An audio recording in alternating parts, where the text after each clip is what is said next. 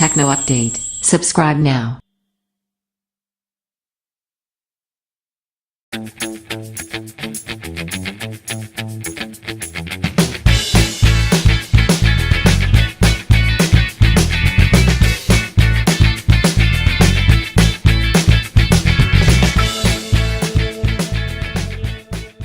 Xiaomi Mi A1.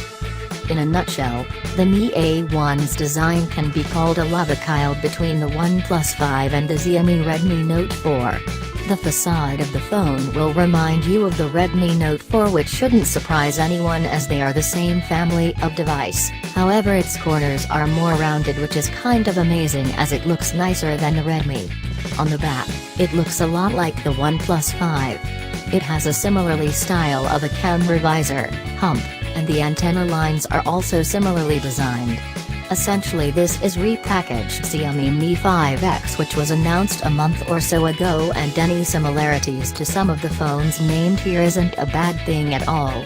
Criticize it for being derivative, but it is a very well-built phone, and for its price, it is amazing that these days the consumer can get such a high-quality product.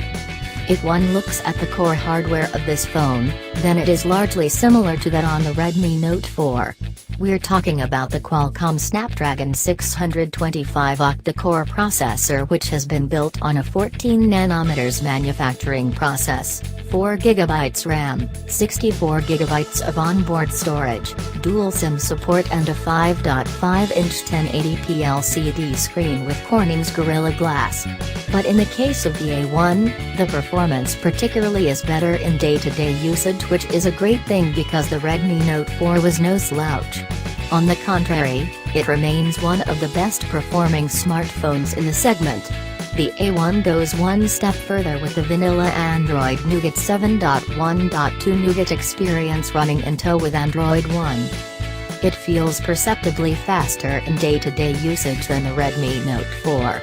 Apps load up faster and switch faster, and multitasking is a breeze for basic things like WhatsApp, Facebook, YouTube, Gmail, Apple Music, browsing the web, Instagram, etc. In fact, we could have as many as 25 apps open at the same time and the phone wouldn't get warm or start hanging or misbehaving. While this doesn't even happen with the Redmi Note 4, it just seems like the A1 is impervious to any software freezes.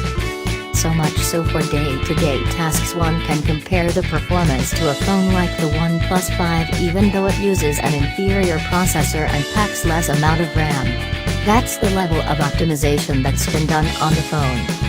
Of course, if you use the phone side by side, you may find the OnePlus 5 to be faster because it brute forces everything with its hardware, but for the average consumer that's not much of a concern. And then there's the price delta working in favor of the Mi A1 by more than Rs 10,000. If you talk about heavy-duty tasks like gaming, then the phone can handle high-resolution games with ease. Games like Asphalt 8 HD, Dead Trigger 2 and Nova 3 performed well, delivering very high-quality graphics for the gaming experience. The phone didn't heat up, and nor did one see any major crippling frame rate drops in the gaming experience that would sour gameplay in any way.